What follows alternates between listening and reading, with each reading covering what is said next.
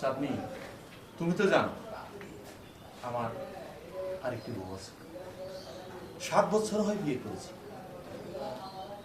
সেও আমাকে অনেক সুখী রেখেছে, শুধু একটি বাচ্চাই দিতে পারিনি। সেজন্যই তোমাকে বিয়ে করা।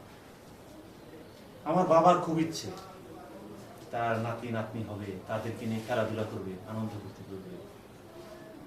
আমি তার এই ইচ্ছেটা পূরণ করার জন্য কিন্তু তোমাকে বিয়ে করেছি। তুমি কিন্তু আমাকে একটা বাচ্চা উপহার দেবে, এটা তোমার কাছে আমার চাওয়া। অবশ্যই আমি আপনার চাহিদা পূরণ করার জন্য চেষ্টা করব। জি, আমি এমনটি চাই। আল্লাহ যেন তোমার কোল জোরে ফুটে ছেলে সন্তান হোক আর মেয়ের সন্তান হোক, হলেই হয়। আমার বাবার ইচ্ছেটা পূরণ হলে।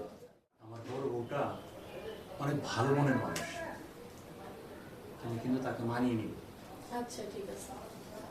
আমি জানি তুমি অনেক ভালো, তোমারও মনটা অনেক ভালো। আমি চাই তোমরা দুইজন একসাথে সুখী থাকো। আমার শুধুমাত্র একটি বাচ্চা হবে। তুমি সকালে খেয়েছো? হ্যাঁ খেয়েছি। 3 দিন হলো আপনি বিয়ে করেছেন, আমার সাথে ভালো মন্দ কোনো কথাও বলেন না, এবং কি আমার বিছানা তো আপনি যান না এখন। আর এই বাড়ির সবাইও আমাকে এখন আর আগের মতো ভালোবাসে না, আমার সাথে কথা বলে না। তাই আমি শুনতে আসছি, আমি কি এই বাসায় থাকবো নাকি চলে যাব? তুমি কি করবে সেটা তোমার মর্জি, আমি এ নিয়ে তোমাকে জোরাজোরি করবো না। বাহ, চমৎকার।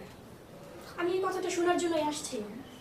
আচ্ছা, আমার নয় বাচ্চা হয় না, ঠিক আছে, তুমি যে মেয়েটাকে বিয়ে করে এনেছো, ওর যে বাচ্চা হবে তার কি তুমি গ্যারান্টি দিতে পারো? ফালতু কথা বলবো না। তুমি না হয় বাচ্চা দিতে পারবে, তাই বলে কি সবাইকে তোমার মতো মনে করো? সে অবশ্যই বাচ্চা দিতে পারবে। দেখো, আমার যদি হাত থাকতো না তাহলে আমি তোমাকে বাচ্চাটা না ঠিকই দিয়ে দিতাম। এটা তো সবই উপর আল্লাহর ইচ্ছা, তাই না? আচ্ছা ঠিক আছে, সমস্যা নেই।